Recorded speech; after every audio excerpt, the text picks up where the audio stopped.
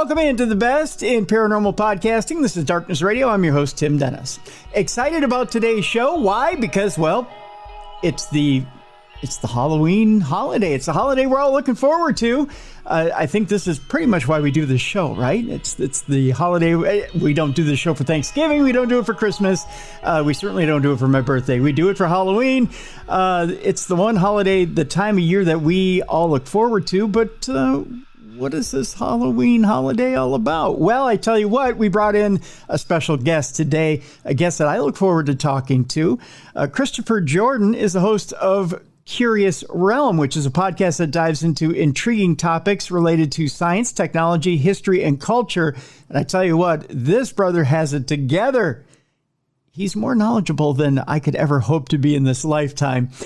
Christopher is informative. He has entertaining episodes on his podcast that cover subjects like ancient civilizations, conspiracy theories, and futuristic technologies. He features expert interviews and in-depth explorations. He's known for his engaging presentation style. Christopher also makes complex topics accessible to a wide audience. So in other words, he can talk to dummies like me. And so that's what we'll do today. Additionally, Christopher is a composer renowned for his instrumental music. We talked about it in the last episode that he was here with us, binaural beats, which, by the way, they're wonderful. And he incorporates solar system frequencies as well, those binaural beats we talked about, and brainwave frequencies to add in relaxation and meditation. His work is featured in meditation albums, corporate events, and videos, enhancing the listener's experience through soothing soundscapes. We have links in the description of this program so you can check out everything about Christopher, the music for meditation and cosmic journeys, for targeted minds, and much, much more. But like I said, today we're going to talk a little bit about Halloween and the Halloween holiday. So ladies and gentlemen, let's welcome back to Darkness Radio, Christopher Jordan. Christopher, how you doing? Doing great, Tim. How you doing, bud? Wonderful, wonderful. First of all, I just want to thank you because off air, nobody knows this, but you've been helping me technically behind the snes for like the last hour and been very patient with me. So I appreciate that. Thank you. I love nothing more than throwing gremlins in a microwave. Let me put it that way. One of my favorite phrases to use on site is, "Who the hell watered the mogwai before we left last night?" Right. Because people ask all the time, like, "Hey, didn't we test this before lunch?" You're like, "Didn't your car work when you parked it last night?" Yeah. What happened? It worked fine when you cut it off, and now suddenly it doesn't want to start. Right. Right. So yeah, you never know what gremlins get into a system whenever you leave a room. So I feel for you. Anytime you need help, don't hesitate to reach out. Oh, I appreciate it. I appreciate it so much. Well, we're in the Halloween season, and as a matter of fact, as this airs, I believe it's right on Halloween. Yeah. So we're right at Halloween, and of course, it's dangerous to my waistline. I'll put it that way. I love me some candy, but it's a little bit more than just candy and costumes. And so today we're getting together, and we're talking a little bit about the Halloween season. And I'm told that you have a put it this way, a trick-or-treat bag full of information on the holiday. Absolutely. For many years, I was actually my first year in college, I was a Catholic seminarian. Many years after, I was a youth minister and taught religion and spirituality to junior high and high schoolers. Halloween was always one of my favorite times to teach because there is a lot that people do not realize that crosses over between Christianity and what we would consider to be, I suppose, the occult or occulted knowledge, Tim. And truly ancient civilizations. It's pretty fascinating stuff. That it is. There's a lot of misconceptions, I think, about the holiday. I mean, well, you know what? I want to start about the night before first. Let's talk a little bit about Devil's Night. I want to know a little bit about Devil's Night and why Devil's Night is such a big deal, and then why it leads into Halloween. What is the deal with that? Well, I think that mainly came. There's, of course, the idea of when Halloween happens to begin with, and that is right in the midriff between autumnal equinox and winter solstice. two major events in the calendar. And if you're somebody who especially lives their life connected to the land, Tim, a time of year that is of definite notice. You know, it's that time of year that you're pulling things out of the ground because anything there is going to die. You know, you're doing final harvest of the year and preparing for that harsh winter time.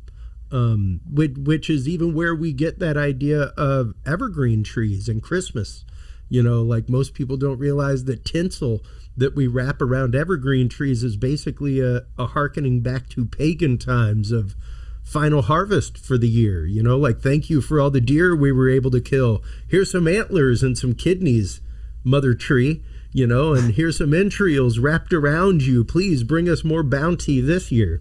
It was very much a prayer to Mother Earth to continue the bounty that you just had. So I think Devil's Night especially was one that, as that, quote, thinning of the veil, specifically this time of year dealing with death, things like that,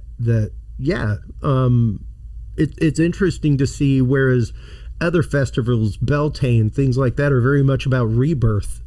When it comes to Samhain, when it comes to Samhain, these are about death.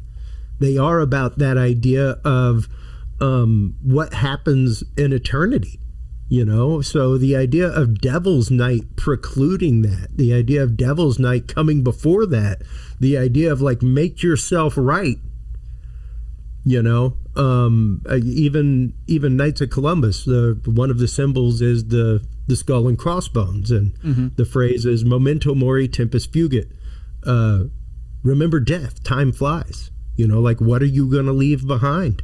You only have right now. I have no idea. I could go out to check my mail and get hit by a bread truck. You know, what have I left behind? What have I done? So yeah, the idea of Devil's Night, that night that you can kind of make good and escape the devil, so to speak. That idea that there is that one night of the year that things are a little bit thinner and the devil can get to you faster. It's fascinating. It's interesting. When you put it like that, yeah, it does send a chill, doesn't it? So So why do we cling so hard to our mortality? Why is it, especially this time of year in the fall, when things get colder, when things are seeming to decay? I mean, I guess you can look at it that way, right? When you walk outside and you see things decaying, you go, oh, is it going to happen to me too? Why are we so stuck on that? Yeah. Well, it's literally the fact of being connected with the world around you. Once again, all of 100 years ago, man, even here in America, we had a different connection to the world around us. We lived and died by the seasons. We didn't have a grocery store. We didn't have ice boxes. We didn't have things like that. So maybe you had a root cellar, something along those lines. Yeah. But even then, if it wasn't fully stocked and ready for the winter, you know, things could get thin, and you were very rapidly faced with mortality. We are very comforted now in so many ways. When you look at the way that we've lived for millennia, we're intrinsically tied to death. You know, it was around every corner. When you look at early man, especially thousands of years ago, man, when the fire went out, you were prey. Like, you were on the dinner plate at that point. If you didn't have a fire going, it wasn't necessarily to keep warm. It kept big critters away. Yeah. You know? Yeah. So yeah, it's around every corner. And the idea that this one time a year that everything gets thinner, that we approach that point of mortality, that the world around us begins to die. It may be reborn again come spring, but here in a few weeks, all of the leaves will be off the trees. It won't be bearing fruit anymore. It won't be providing nuts. They've all been stolen by the critters and hidden away, you know? So yeah, that idea that fall time, the autumnal equinox specifically, is tied to death. And this mid-drift space, once again, between the longest night and day of winter, the deepest, coldest it can get, and the beginning of it. The fact that it lies right in between there is really, really interesting culturally. It's funny you bring up critters. I think we maybe even talked about it last time. I have my little trained chipmunks in the front yard, and it's funny how when you watch them, when you're in tune with them, you get to know what weather patterns are coming through, and you get to know how bad the season is going to be, the upcoming season's going to be, based on how they store, if you're intuitive with them or in tune with them, how bad the upcoming season's going to be. So I sit and I watch their patterns and how they're collecting food, right? And this coming winter, that along with when you watch the meteorologists and what they say as far as La Nina coming in. Yeah. It all lines up. It's going to be record. Oh, it's going to be, especially here in Minnesota. It's going to be a cold one. Yeah. And that's just it. Like it is interesting, the fact that we have so rapidly lost that connection. And it doesn't take a whole lot. Like you said, watch the critters in your front yard. Watch the things that inhabit the trees just outside your window. Mm-hmm. And if you watch them year after year regularly enough, like, you will start to see those patterns, no different than animals running away from an area because of hurricanes or because of oh, wow, the trees have gotten really quiet. There may be an earthquake coming, things like that. When what is the normal chatter in the world around you ceases. And even to recognize that, as Halloween approaches, as that time of year mentally approaches, the idea that we are entering a veil, the idea that we're closer to the spirit world than we normally would be. That a lot of that traces back to ancient civilizations, ancient cultures, and specifically when we're talking Halloween, most of that comes from Celtic culture. Most of what we have modern day adapted, and even what the Catholic Church has co-opted, because, well, nobody's more morbid than the Catholic Church. I challenge you to a morbid contest if that's the case. Hey, well, you're right about that. I mean, I was an altar boy. I'll co-sign on that. We got bodies of saints kicking around with clothes still on them. All right. That's true, yeah. but in all sincerity, it is the fact of we co-opted a lot of that. November 1st, November 2nd being All Souls Day, or All Saints Day, then All Souls Day. That's right up against the same time that, once again, Samhain and Samhain happen. That happens on the 1st. The 31st is that crossover day. And when you start looking at some of the traditions from that day, putting offerings out for the people of the Fae, that's where a lot of the leaving treats out, things like that, comes from. The people of the Fae, we have a different concept of fairies nowadays, Tim. Yeah, we have a very cleaned up, very curated concept of fairies. I mean, the first thing that anybody will think of typically is Tinkerbell, but the people of the Fae and the fairy folk are everything from elves and dwarves and brownies to fairies with wings to, even mermaids are people of the Fae. And the stories of them, even though they be mischievous, things like that, are typically stories of warning, stories of pretty big warning, and the idea that do not follow their music. You know, the same thing as the sirens with Odysseus. Like, don't follow the siren song to the island. It won't work out well for you. You know, children were warned, don't follow the fairy songs into the woods. We won't see you again. You know, don't take food from a fairy. If you do, you're part of their world now. Mm-hmm. And it's really interesting to see some of those actively echoed with cultures here in America when it comes to Sasquatch and that kind of stuff. The idea that these same stories of warning exist there as well, you know. So where does the, and to kind of circle back a little bit, where does the Disneyification, if that's a word, I don't think it is, where does that come in? It is now. Why does, it is now, I just made it. So how does Disney take a dangerous thing like the Fae folk and make it into Tinkerbell? Why do that? Well, granted, most of the stories that we have from Disney were actively co-opted from other people. Okay. So we have to remember that most of them are not original to Disney. The story of Peter Pan was a story written by an English person. They were the one that actively changed the fairy into Tinkerbell, things like that. I was just using that as the example of the idea of the people of the Fae being softened. Okay. And you know, being made commonplace and something that you might want in your life, as opposed to the traditional stories where it's like, no, stay away from them.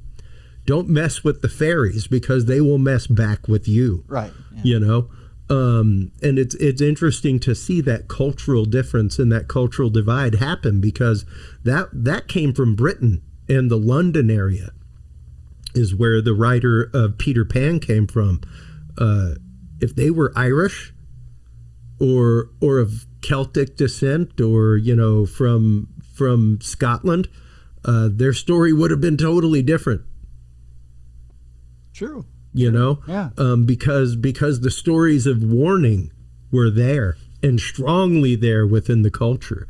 You know, even the ideas of, once again, Halloween, most of them root back to Samhain and Samhain, both the same day in the calendar, just depends regionally on where you're from. And most of these, sadly, get very, very confused with witchcraft.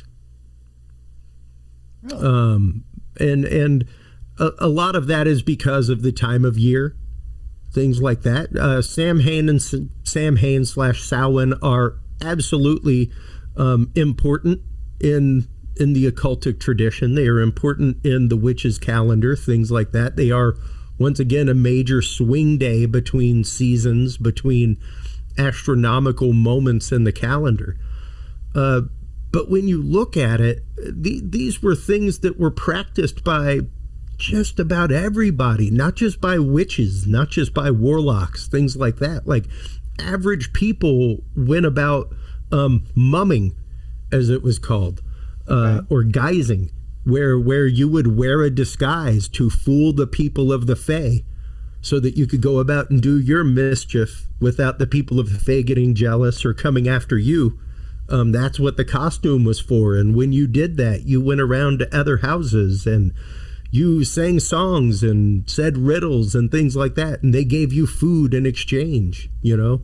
No different than going out a wassailing at Christmas. Yeah. You know, the only difference is you were wearing a costume so you didn't anger the people of the Fae. Huh. And so that if they followed you home, they were looking for a costume, not for you underneath. Ah, okay. You know? So it's interesting to see how these things truly get co-opted. You know, is there Father Christmas? Yeah, there's a great tradition of Father Christmas in numerous places. Does he wear red and white and have a jolly? No, man, that is straight up Coca-Cola who gave us our idea of Christmas. You know, Yeah. Thanks, Coke. Thank you, Coke. So yeah, the whole idea of North Pole and everything else, like, that is all 100% made up by marketing.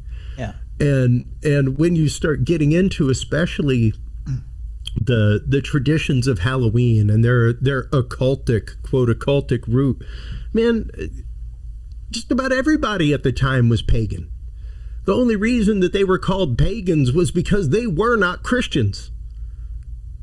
That's the only reason, you know? So yeah, it's fascinating to see that, and to see even the idea of, once again, the day being co-opted, because it's really November 1st. It's the day leading into November 1st that you're doing all of these things. And November 1st is the sacred day of Samhain, Samhain. So that's why we have All Saints Day on that day in the Catholic Church. We kind of said, oh, you have something on that day? Well, so do we. That's when we celebrate our great dead who paved the way for us in our faith. And then the day after that, we get to, you know, have things for our relatives in All Souls Day, where all souls are celebrated. And yeah, like fully co-opted by the church to bring that in and to build that bridge of conversion, you know. Even the idea of Dia de los Muertos and the co-option of that during the same time, you know, that was very much a Catholicization of local indigenous culture. Does it seem to you to be a bit, maybe, I don't want to say tragic or sad, or that Halloween has taken over those other traditions? Not so much the Day of the Dead, but maybe All Souls Day, All Saints Day, that those days aren't so much recognized anymore by most of society? I think what's typically what is sad, Tim, is the fact of, yes, we have lost the history.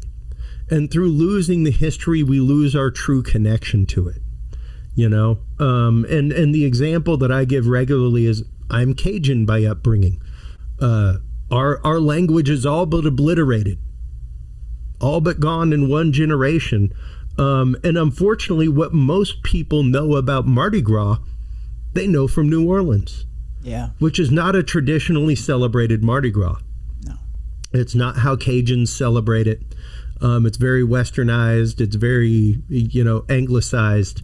They aren't dancing for chickens for a community gumbo to help get everybody through winter. Things like that. It has nothing to do about getting rid of fatted meats in your house for Lent.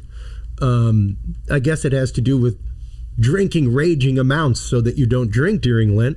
But aside from that, the debauchery and everything else is not traditionally a part of that holiday. You know, and unfortunately, much like Christmas, things like that, things get changed, they get moved, and it does not take long for them to be forgotten.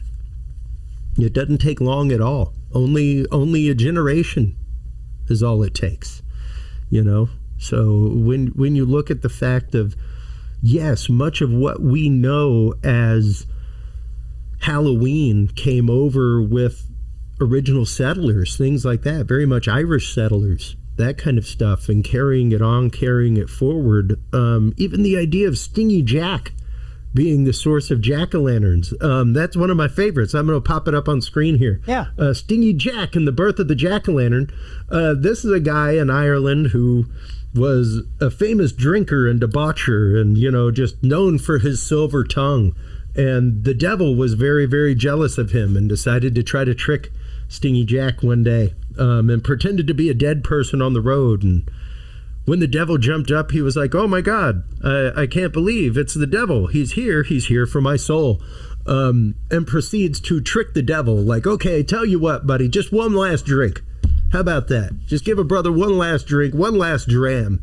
Let's go to the bar. And he proceeds to keep asking the devil for another, like, come on, I'm not there yet. Don't take me before I'm drunk.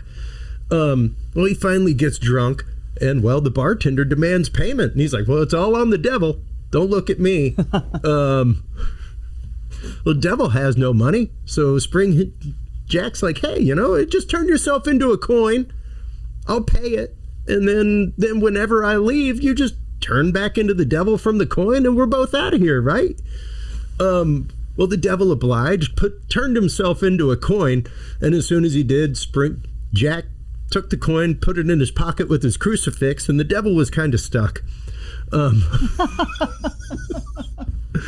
that began the story. And later, when he actively died, he fooled the devil again later with an apple, all kinds of things. When he finally did die, and go up to heaven, St. Peter was like, I'm sorry, you are way too debaucherous and you're too known for lying.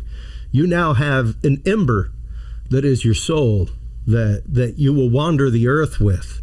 And he carved out a head from a turnip and put the coal in it and began to wander. And that's where we get the jack-o'-lantern. That's where we get the idea of the jack-o'-lantern. Guy Fawkes Day, most of the time, they were quite literally carving turnips out and putting little candles in them, that kind of stuff. And Guy Fawkes Day is like November 5th, the anniversary of the Gunpowder Rebellion, stuff like that. So it's interesting to see where these traditions tie off to, and the other adjunct festivals and things that happen, that these little traditions, like, oh, let's carve turnip heads and put a candle in it, what they evolve into. They evolve into jack-o'-lanterns and things like that are great family fun, but do we remember the story behind it? Do we tell the story of Stingy Jack to our kid as we're carving a jack-o'-lantern, to keep that alive? So, yeah. I don't think I've ever heard that story. That's quite intriguing. It is a deep Irish story, and when I found it a few years ago, it was like, wow, because I just got curious. I was like, where the heck do we get jack-o'-lanterns from? Like, I've heard the tripe from my teachers in elementary school and things like that, and it's like none of that really makes sense. So I started looking it up, and yeah, that's when I came across Stingy Jack. And I mean, it's just creepy enough seeing him carry around that freaking turnip head, man. Yeah, it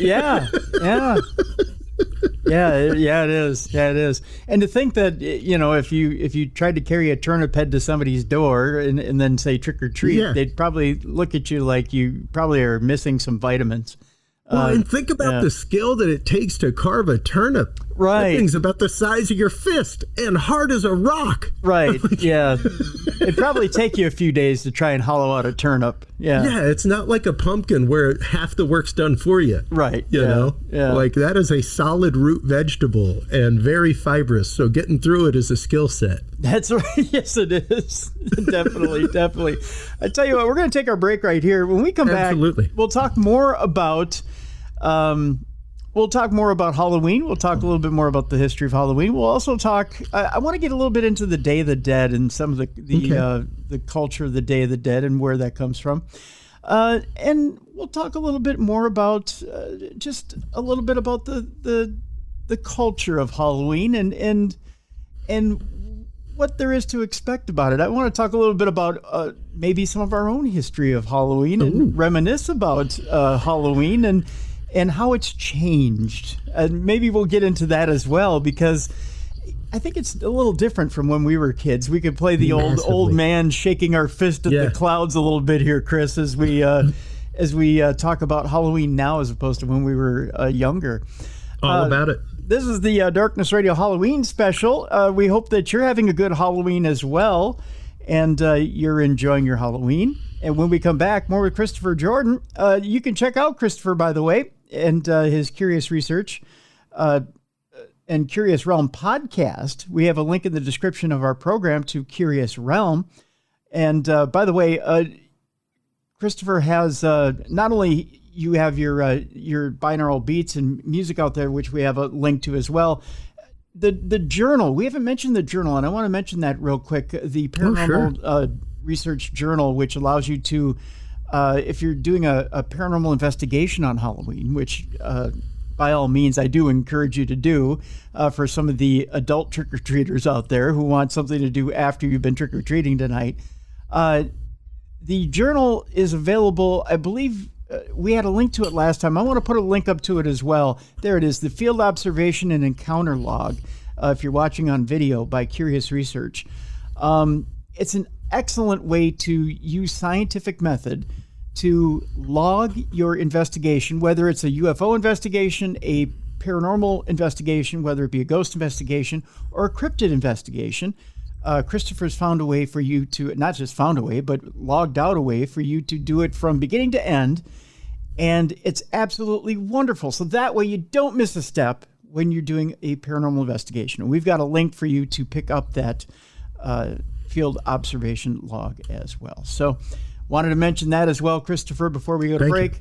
So when we come back, more about Halloween and the Halloween special here on the Best in Paranormal Podcasting. You're listening to Darkness Radio.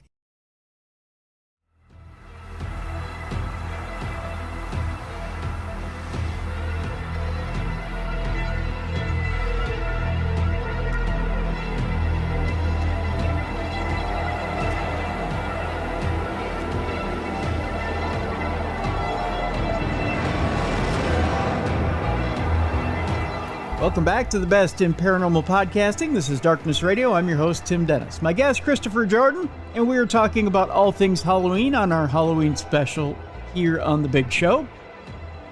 Again, Christopher is the host of the Curious Realm podcast. He's got a lot of very interesting, very, put it this way, amazing projects. First of all, we were talking before the break about the field observation and encounter log. If you're going on an investigation later tonight, you're going to want one of these in your back pocket, whether it be a UFO investigation, whether you're going on a ghost investigation, or maybe you're looking for chupacabra. You're going to want one of these in your back pocket. Hey, you're pretty brave if you're doing that. Right. But if you're doing that, you're going to want one in your back pocket to do it the right way, the scientific way, and make sure that you're getting proper evidence.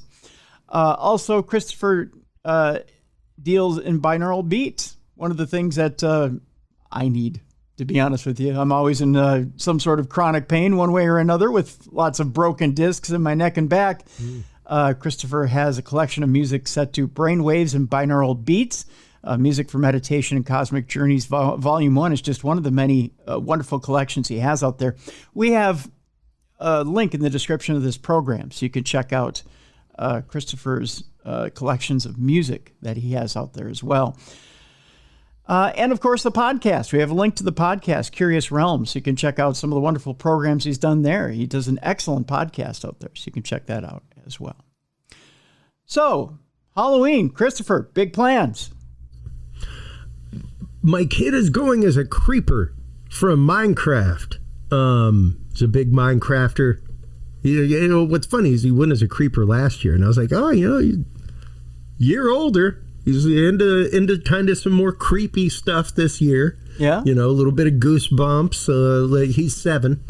Okay. Little bit of, I don't know if you've had a chance to watch, just talking about old Halloweens. Yep. I don't know if you were a fan of the Scary Stories to Tell in the Dark book series.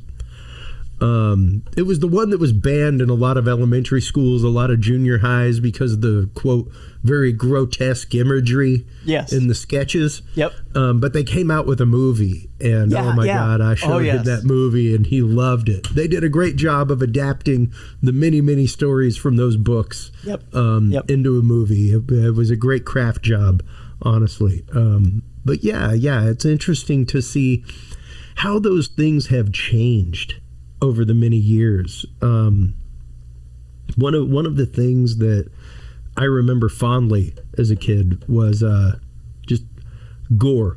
I grew up in the 80s. I'm born in 75, so it was very much the age of gore horror.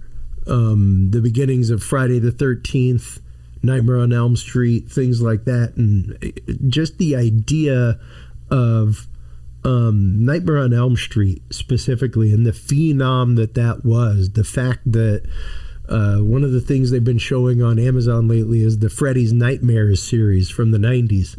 And my wife was like, my God, what is this? Like, the first episode was on where you actively see the parents like confront Freddy in a basement, threatening to burn him alive. Yep. Yeah.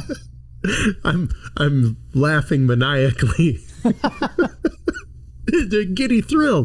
But yeah, the idea that when the second one of those came out was when Wes Craven went on Oprah and came out and saw kids dressed up as Freddy. It was just like, what the hell have I wrought? Yeah. What have I created? Like, parents were such raging fans that their kids watched it, but I guess never really clicked to them that, like, I'm dressing my 8-year-old up as a child molesting serial killer. Yeah, yeah. You know? And that did a mind job on Wes. I think as like it should. Right? Yeah. And to the point that he even considered the fact that when he wrote the first Nightmare on Elm Street movie and the wave of takeover that it had societally, that he may have created an egregore, a tulpa, that actively embodied the Night Stalker killer that happened at the same time. Mm-hmm. And that was something that he himself actually considered. Like, did I create something that people got into so much that it created this other spirit that took over somebody? And that's an interesting concept, you know, and I guess that is where a lot of the Halloween fear, I suppose, comes from, Tim, is that idea of mass consciousness. Yeah. You know, that idea of what are we letting through that thinned veil if we all believe that there's a thinned veil, and dress up that way and do that. You know, is that the same as playing with a Ouija board? Or, you know? Well, you know, there's a little bit of a thrill, I think, you know, especially on Halloween. You bring up, you know, dressing up maybe as your favorite character, you know, your favorite, you know, horror film character. And yeah. You know, I might be just a couple of years older than you are, but I remember, you know, when those movies first came out and the whole, this was, I'll tell you a quick story here. So please. When laser discs first came out, right? I remember the big thrill of the Texas Chainsaw Massacre coming out on Laserdisc. Mm-hmm. And there was, you know, you always have one rich family on the block. Well, our rich family on the block happened to have one of the first Laserdisc players. And nice. one of the Laserdiscs they got was the Texas Chainsaw Massacre. Okay. So, but we were told, you know, and somehow it got out amongst the parents in the neighborhood that they had it. Well, we were all told there's no way in hell are you going to watch this, right? And we're all like, you know, I think what were we? We were probably 8, 9, 10 years old. I don't even remember the age, but they had older kids in the house that were teenagers. Of course, you know, the parents bought this for the older teens because, you know, they were buddy parents, right? So sure. They weren't parents, they were buddies, right? So it's like, I got this for my kid because I know, you know, they're going to love it, you know, and they're going to bring their friends over and everybody's going to have fun, right? They were also the kids on the block that got, you know, smoked dope and got high and drank. Yeah. It was the parents party bought house. them beer. Oh, things like that. They built them a gorgeous A-frame fort on the pond. They had a pond in their backyard. It was like it was a drainage pond, but there was a pond with an A-frame fort. Everybody partied there, but I digress. So it was literally, if you wanted to start a serial killer movie of your own. I was going to say, if you wanted to start the first 5 minutes of a horror movie, that's right. It would happen right there, right? Right. So, I mean, that was the setting for Friday the 13th or whatever you wanted to. It should have started right there, right? So they had the Laserdisc copy of Texas Chainsaw Massacre. So the kid they had that was my age, she says to me, "You want to come over and watch it?" Well, you know, 9, 10-year-old Timmy goes, "So I want to see it." Hell yeah, I want to see it. Yeah, I want to see it. And of course, I'm going to disobey my parents' orders not to go watch this movie. Chris, I tell you, I shouldn't have seen it at that age. There's just, you know, You know, I was that age when I saw The Exorcist. yeah. I was 9. And yeah. You know, maybe a little bit lighter. But then the thing that, and you know, you see Leatherface with the chainsaw, and I'm like, what in the actual hell, you know? And I mean, I practically pissed myself right there and wanted to run home, but I stuck in there, right? Good for you. But then, right? But then my nephew, his dad was showing him horror movies when he was 3, 4, 5 years old. And I'm like, my God. And he hung in there and he loved him. He would laugh at him. Oh, yeah. No, my son definitely, I guess it was about a year ago when he saw The Mummy, Brendan Fraser's The Mummy. Yeah. And he had seen Raiders of the Lost Ark. Yeah. Felt face melting and all. Yep. Yeah. He had seen he had seen Temple of Doom, and for a while was acting out the Kali Ma. You know, I was like, good God, just don't do that at school to your teacher, boy. Right. Like, don't start ripping hearts out on the playground. Right. But it was funny to see the 6-year-old do it. And when it came to Brendan Fraser's The Mummy, it was the scene with the scarab going through his skin that he would act out like, like it going into his head. But what was funny is when I showed him Boris Karloff's The Mummy, 5 minutes in, this is too scary, Dad. What? Straight up. Too much. The black and white was way too real, I guess. I don't know what it was about it. And like, he fully understands what acting is. He understands that those are actors playing a part, that none of that is real. But there was something about the black and white that just made it so much more visceral for him, where it was like, whoa. And it was the same thing with Nosferatu. Yeah, I was going to say, have you seen where the black and white was just, it was too visceral. It was way too real. Have you seen the trailer for the new one? Yeah. Oh, I can't wait. I just got goosebumps. Yeah, it looks really good. Now, are you gonna let the kids see the new one? If he wants to watch it, yeah. Granted, I'll probably watch it first. Yeah.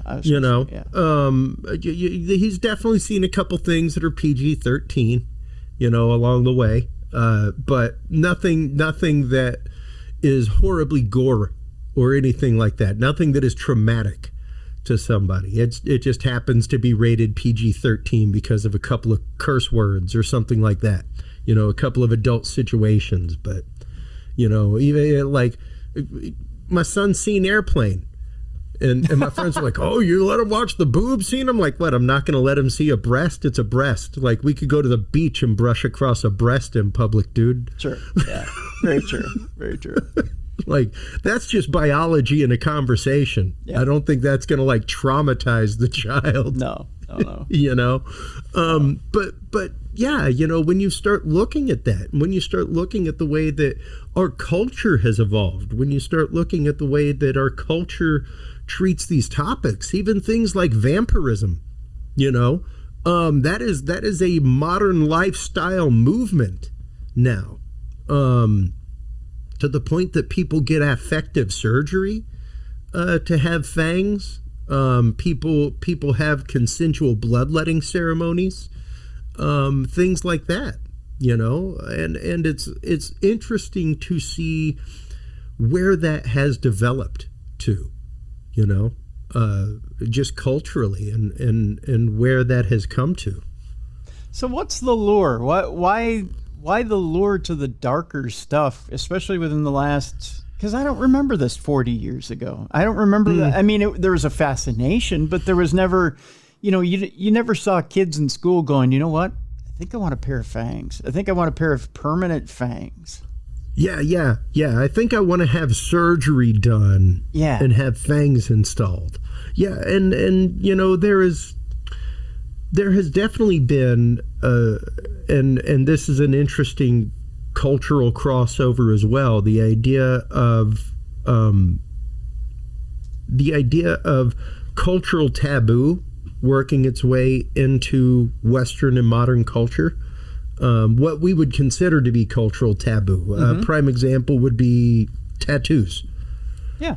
At one point, the only people with tattoos were people who traveled the globe, sailors, people in the military, stuff like that, who had been to other places where tattoos were fairly commonplace. Maori, American Samoa, stuff like that. Even Africa. Yep. On campaigns, that kind of stuff.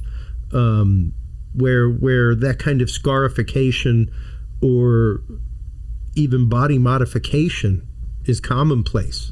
You know, plates in lips, gauges in ears, things like that. And it's interesting to see how the culture of tattoo really kind of opened up a lot of that. You know, and how it kind of overlaps. I'm not saying, please people, I'm not saying that like tattoos are the root of all evil. By far not. Well, no, and to give you a good example, just to take away from it real briefly, my grandfather in World War II, I had asked him why the tattoo of his initials on his forearm. And he'd served 2 terms, one in Italy, one in Corregidor in the Philippines. And he said quite simply to me, and be morbid about it, but there was a good chance when I was in the Philippines that my head could have been blown off, clean off my body. It was there so they could identify me. Yeah. Plain and simple. Yeah. No, and that's just it, you know. And when it comes down to traditional tattoos, things like that, those were very individual and very much like a signature to the individual, you know, very much an identifying mark of tribe, no different than the type of plaid you wore as a Highlander, you know, that identified what clan you came from, what part of an island you came from, what your bloodline was. No different with tattoos in traditional culture and the patterns used in them, things like that. So to see that once again be brought into modern society, to see that idea of body modification as a part of rite of passage into a new part of your life, being brought as part of modern culture. I think to an extent, that is the root of those things, is the idea of the body modification, the idea of transforming yourself into something you believe yourself to be. But doesn't this go one step further when you're starting to fork your tongue, when you're starting to, when you're starting to get fangs, when you're starting to, when you're modifying your eyes, when you're doing things that, when you're starting to dark out the sclera of the eye, when you're starting to do things that... Yeah, sclera tattooing, things like that. It's not like you've ordered a pair of specialized contacts that you're going to wear on a Friday night. Yeah, exactly. It's not like you've got removable fangs that you're going to wear on a Friday night at that point. And I have been through implant procedure in my mouth. It is not a fun experience. It's not amazing. No. It's not something that you really want to strive for. Nope. Nope. So... Yeah, and there is kind of that mentality, Tim, of how do you get the culture far and wide to accept that, and B, why? The why is the big part, and I think that's the fascinating part for most people in either side of the culture, is the why and exploring the why. And I think if anything, many of the people that I know that have had modification done, that have had gauges put in their ears, things like that, a lot of their answer is why not? And I see it as a beautiful expression of Americanism. Yeah. I don't think we're supposed to be homogenous. Right. I think everybody should be challenged on the daily as to what they believe, why they believe it, and I'm pretty sure we woke up in the most beautiful country in the world where you can think or believe or say or do anything you want as long as it doesn't go against somebody else's right to say or think or do whatever they believe or want, you know? So it is a beautiful expression of individualism. But yeah, that exploration of why the want of such wanton individualism is a good question, you know. And as we've moved forward in society, it is interesting to see how even I love the movie The Aviator. And one of the scenes in The Aviator is for those of you that don't know, that's about Howard Hughes, a Texan who basically the way we drill oil is because of him. Like, he patented most of the things that he was like the Nikola Tesla of oil drilling. But he was also an amazing aviator. He made airplanes, and he also made a ton of movies. He was one of the first movie moguls. And his movie Outlaw had a scene in it where part of a breast was exposed. And this was massive, man. Like, they were trying to give him an X rating. And he literally brought in, like, in front of the movie board, like, brought in a model and had her start, like, show it, like, is this pornographic? Is this pornographic? How far can we go before it's pornographic? Because this is just a breast, you know?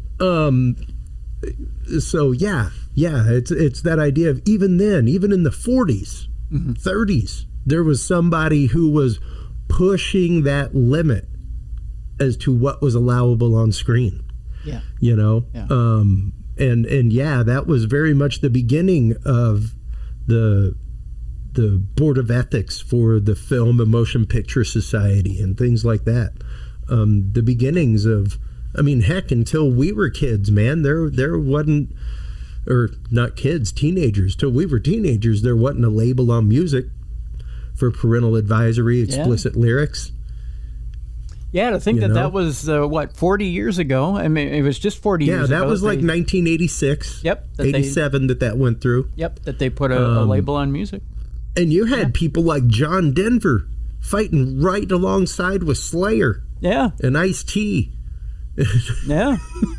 Like John Denver saying, like, you are censoring people. Yeah. And you're censoring words and art. You know? And it's interesting to see where our society goes with those things. And even now, looking at the way that very much the younger generation is swinging the pendulum back, you know, where they aren't involved in a lot of social media. They aren't involved in a lot of these things. Their music is different than that. You know, they don't like a lot of that. So it's fascinating to see how it lasted a couple generations, and we're still kind of holding on to it. But yeah, movies have changed because of it. What's allowable in movies has changed because of it. Even what's allowable on the screen in a horror movie has changed because of it. You know? Yeah. Let's bring it around again to horror movies again, because it's funny. We talk about running out of ideas. You know, for the longest time it was, Hollywood doesn't have any new ideas, and then you see this new slate of I don't want to say horror icons, because I feel like maybe there's only been maybe one or two that have come along. You've got the main character from Saw, the main character from Scream. But you have had new franchises, the Insidious franchise that's come out. You have had some new franchises that have come out and held their own. And you have creators like Jason Blum from the Blumhouse movie company that have come out and said, the Conjuring series has come out. Yeah. They've found ways to kind of reinvigorate the horror franchises to make them newer and fresher. They didn't have to keep dragging out, although they've tried to bring out Freddy and Jason and tried to keep them, everything old is new again, right? And they even tried to keep them relevant. Yeah, and they even tried to bring back, the old monsters and reinvigorate them, much to their chagrin. Although they're going to do it again now with a new Wolfman movie. Yeah. Have you seen that trailer? Yes. Yeah, Benicio del Toro. Yeah. What do you think of that? I think it'll be interesting. I think it'll be much better than the Jack Nicholson Wolf that was done many years ago, and much better than, oh God, which one was it? I want to say it may have been Wolf Man that was done with, my God, Hannibal Lecter. Oh, Anthony Hopkins. Anthony Hopkins, yeah, that was done a few years ago. But this one is one that I've been waiting for because it's supposed to be very much more akin to like Bram Stoker's Dracula. Yes. Yeah. Along those lines, Yeah. Which I think was a fantastic take on a beautiful classic horror tale. You know, and even looking at looking at the history of horror and where it came from, it was very much the beginnings of science fiction. That kind of stuff. Like really one of the first science fiction stories is Frankenstein. So even to see that crossover of genre, you know, even one of the first science fiction writers was Edgar Allan Poe. Yeah. You know? So yeah, to see that rebirth of macabre come back. Even the idea of zombies.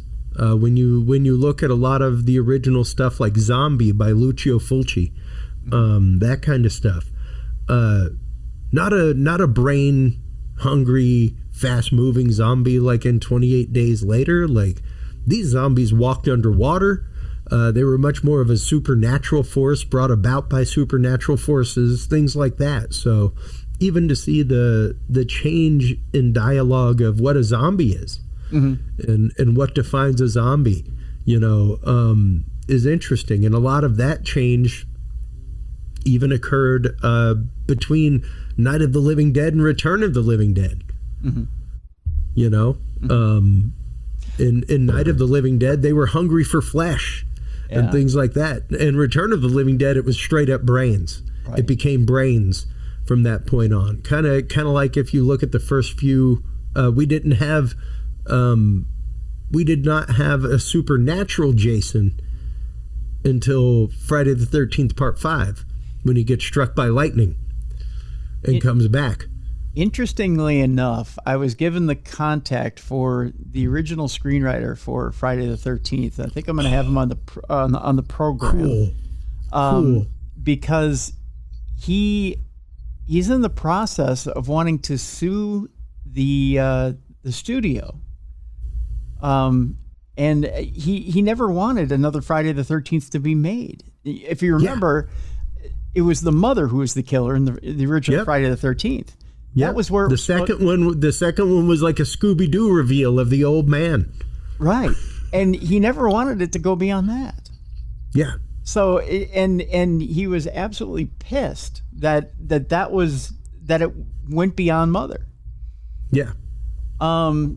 So I'm thinking I want to get him on the program and talk to him about you know what he would have, if he would have done a sequel, where would he have taken it, or what was his idea? You know, and because you think of what an iconic franchise the Friday the 13th franchise has become. Yep. And the idea that they did take the son and make him this iconic killer. Yeah. You know? Yeah, precisely. And that was another one that crossed a lot of lines whenever it came out. Rapidly became known for its gore and was one of those that like you kind of had to top the gore each time you did it. Right. So yeah, it was definitely a definer when it came to not only how horror movies were approached, but also how they were handled by the media and how they became much more part of popular culture than a sideline in theater.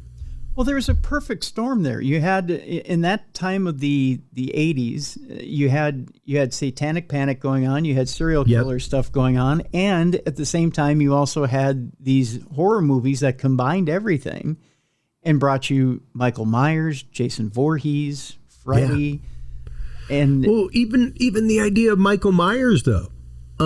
Halloween was supposed to be like a serial.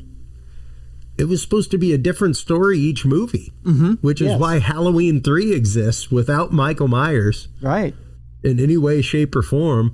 And then people were like, "What the hell happened to Michael Myers?" Right. Like, well, I guess we gotta figure a way to bring him back in, because so much for the serial thing. Yeah. But it was such a formula that worked so well. Yeah. Everybody wanted the boogeyman. They wanted the guy who came back on Halloween, right?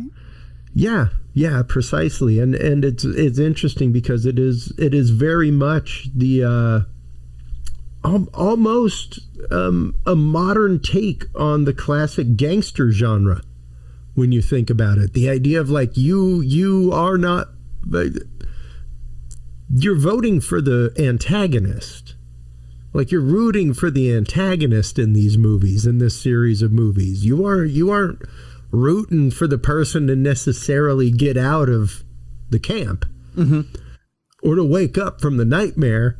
Like you're rooting for them to go into the nightmare and to see what Freddy does to them, So it's interesting, that twist, kind of like the idea of you aren't rooting for the cops or the good guy. You're rooting for Scarface.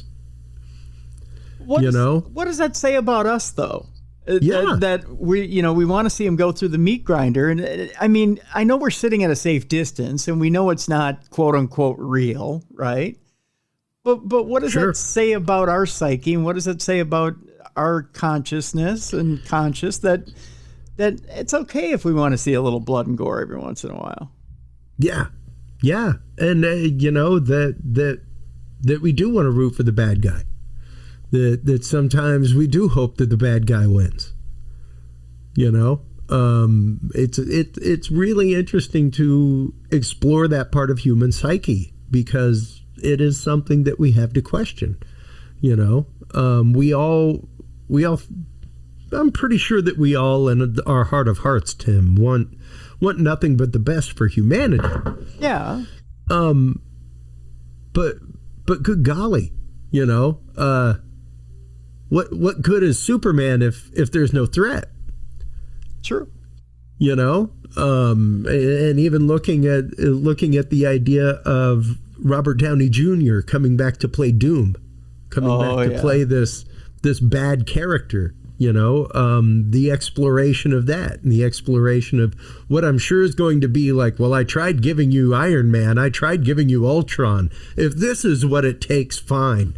And that alternate reality of things. But yeah, for some reason we get on the side of the bad guy, and there is a realm, typically it's not the supernatural ones, like nobody's rooting for the devil in The Exorcist. True. I think we justify it as, well, the bad guy's not necessarily bad, he's just a little askew. He's just the guy who's a little misguided, right? He's just the misunderstood one. Yeah. Yeah. I mean, 85% of Hannibal Lecter's all right. It's the face eating that gets you. Not saying he wouldn't be a great therapist. If he wouldn't have cut off Ray Liotta's head and took his brain, he would have been all right. Yeah. There were some good things there. So yeah, I think it does give us that examination and pause on ourselves. It does give us that examination and pause on society. It gives us that. I think it gives us that ready and wanton release, Tim. No different than a moment in a movie where the main character imagines the person they're in a fight with getting hit by a truck. And then they come to and they're still in the fight, Yeah. Just that moment of absolute humanity is kind of what it exposes, and really is what gives us that moment to pause and reconsider ourselves as part of that humanity. Are we really on the side of Freddy, or are we just releasing something inside of us that's like, man?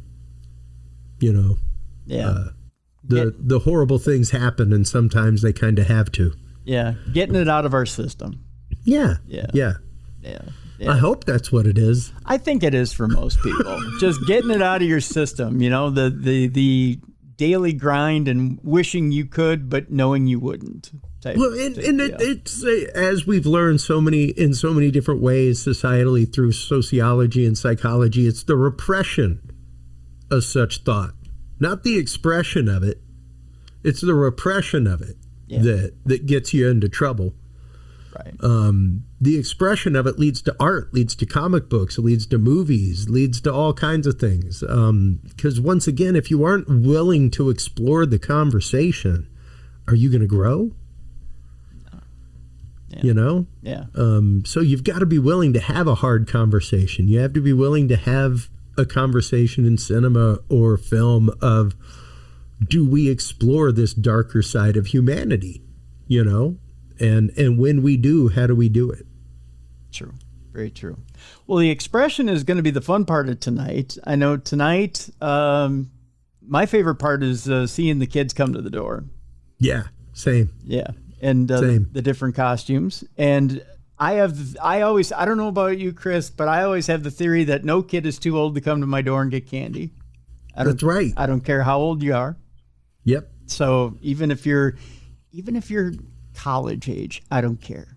Come out and have fun. I'd much rather see you going out and have fun picking up candy on a trick-or-treat trail than going out and partying and drinking and driving or doing some kind of crazy stuff. That's right. And even if you're an adult with your kid and you want a cup of coffee or a bit of cocoa or whatever, I got that for you too. So that's right. Yeah, that's right. It's about there is one house in the neighborhood that gives away Jell-O shots for their parents. Oh wow! It's a classy place. It is a classy place. So it's oddly a first and last stop. I bet it is. Yeah.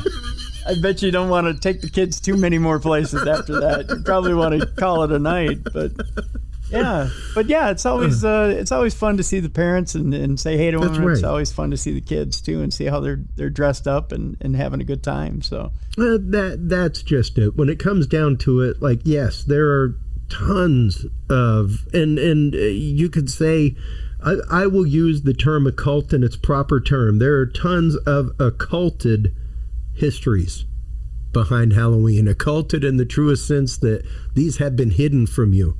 They have been removed. And unfortunately, there are a lot of misunderstandings in their place. So go out, look them up, understand the real reason behind Samhain and bonfires for cleansing the world of evil spirits and cleansing your life of bad things. Go out and explore these things. Look into them.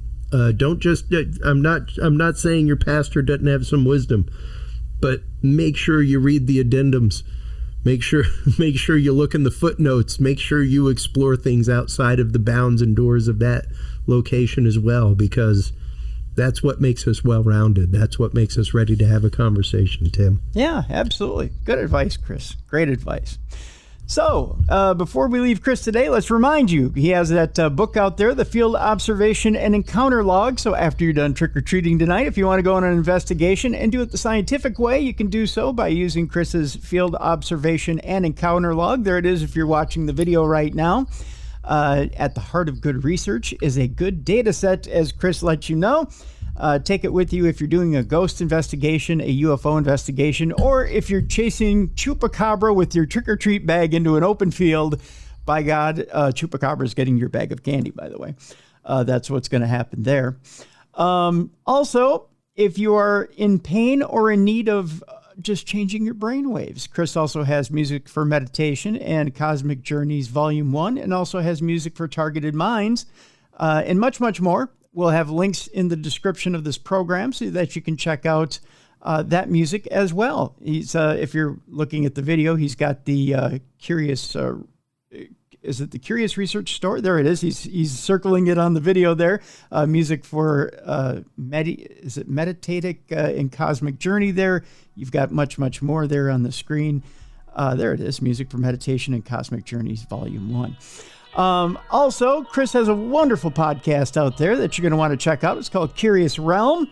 The podcast dives into intriguing topics as far as science, technology, history, and culture. Check it out. We'll have a link in the description for that podcast as well. Chris, I want to thank you so much for being with us today. Thank you as always for having me on, Tim. Always a great conversation. Always great talking with you. Absolutely. I had a wonderful time with you today, my friend. We'll do it again sometime very, very soon. Look forward to it. All right. Folks, I want to thank you so much for being with us on the Halloween show. I want to wish you a very happy Halloween. Be safe tonight. Go get lots of candy and come on back, and we will see you next week for the best in paranormal podcasting. This is Darkness Radio.